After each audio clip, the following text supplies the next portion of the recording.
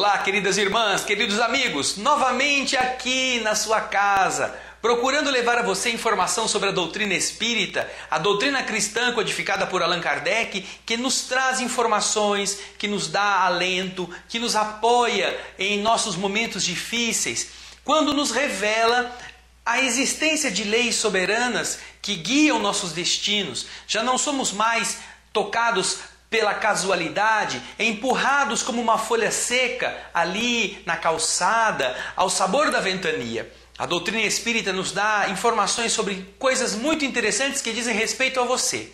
E como nós estamos aqui falando sobre diversos temas, o nosso programa às vezes leva a sua informação as notícias do movimento espírita, os eventos. Você já viu aqui peça de teatro? O Amor Jamais Te Esquece, está em cartaz. Um estouro de sucesso. Procure lá com a Companhia Operários do Palco na cidade de São Paulo, você verá um espetáculo espírita. Já falamos aqui sobre Projeto Imagem. Agora o Amor Jamais Te Esquece também está no Projeto Imagem do nosso querido Américo Luiz Sucena. O mesmo Américo que já falou do nosso lar, mostrando estas imagens. Já tivemos aqui eventos. Você assistiu recentemente a apresentação das Casas André Luiz, para você ver como o trabalho espírita está envolvendo todas as facetas da nossa sociedade. E ao longo dos programas anteriores, nós estávamos falando sobre as obras básicas da doutrina espírita. Já trabalhamos aqui o tema do Livro dos Espíritos. Já explicamos o segundo livro das chamadas obras básicas, o Livro dos Médiuns. E hoje nós iremos falar com você sobre um outro. Você sabia que na filosofia a doutrina espírita tem contribuições inovadoras? Porque as antigas religiões, elas falavam que a morte era o fim de tudo, ou que depois de morrer você ia para o paraíso ou ia para o inferno. Não havia muita esperança. Depois inventaram um tal de purgatório, onde você ficava por uns tempos e graças a orações que você recebesse daqueles que ficaram, você poderia talvez sair dali. Essa visão pessimista, essa visão estreita, na doutrina espírita encontra uma modificação brutal pela lógica natural das coisas que digam respeito à nossa essência. A filosofia espírita explica para nós, com riqueza de detalhes, de onde nós viemos, por que estamos na Terra e para onde vamos, mostrando as sucessivas vidas, o processo reencarnatório que nos garante sempre oportunidades de estarmos reparando os erros que cometemos.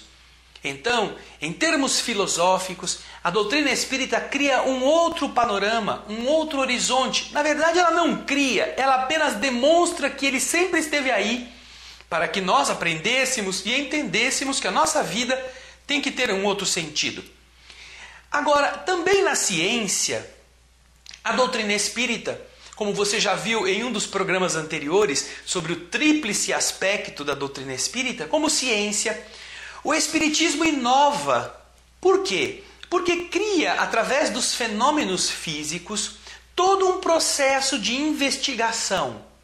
Através de exames, através de contatos com o mundo invisível, através de experiências, a doutrina espírita oferece ao pesquisador recursos para entendimento dessa realidade do mundo invisível. Já existem teses universitárias de mestrado, de doutorado, falando sobre essa realidade do mundo espiritual, teses essas apresentadas em congressos internacionais. Na ciência, hoje, a doutrina espírita está, através de diversos pesquisadores, inovando meios para obter comunicações do mundo espiritual com o mundo físico. Você não sabe o que é médium, você não confia na pessoa que recebe a inspiração. Hoje, através do estudo, a ciência espírita está revelando, graças ao empenho de diversos trabalhadores sérios, a existência de um mundo invisível que se manifesta através de aparelhos eletrônicos, de computadores, de telefones celulares, de aparelhos que têm este contato mais facilmente manipulável pelas forças do mundo espiritual. televisores desligados da tomada, quando filmados ali no ambiente isolado, produzem imagens. A transcomunicação instrumental está fornecendo materiais muito ricos em informações a respeito da existência do mundo espiritual.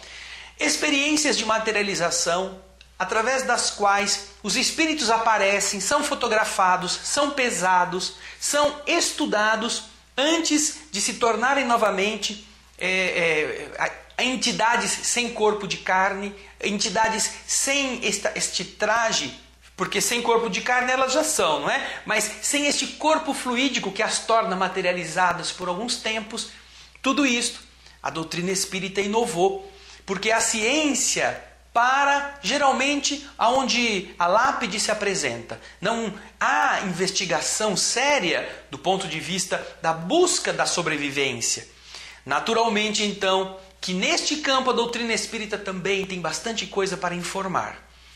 Agora, se há um campo em que a doutrina espírita não tem nenhuma inovação a fazer, este é o campo que nós hoje estaremos abordando. Na questão moral, na questão da ligação do homem a Deus, nós, na doutrina espírita, aprendemos que a doutrina espírita não tem nada de novo a oferecer.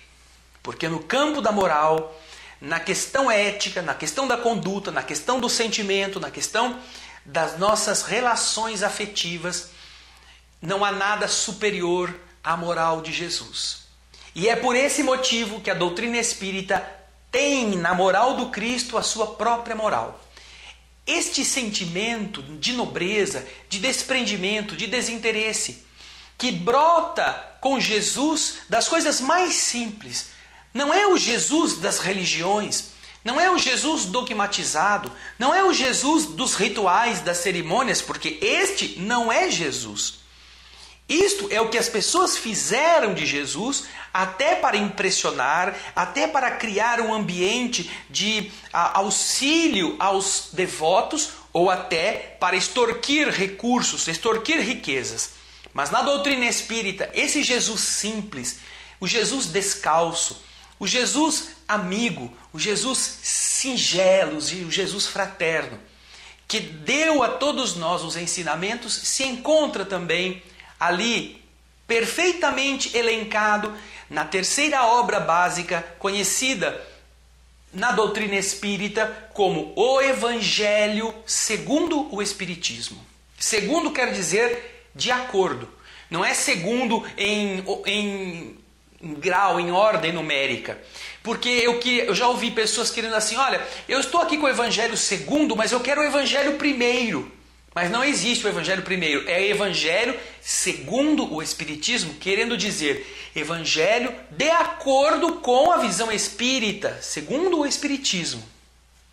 Esta é a obra que, no meu entendimento e no entendimento de muitas entidades que trazem essas revelações ao mundo físico, corresponde ao cerne da doutrina cristã espírita.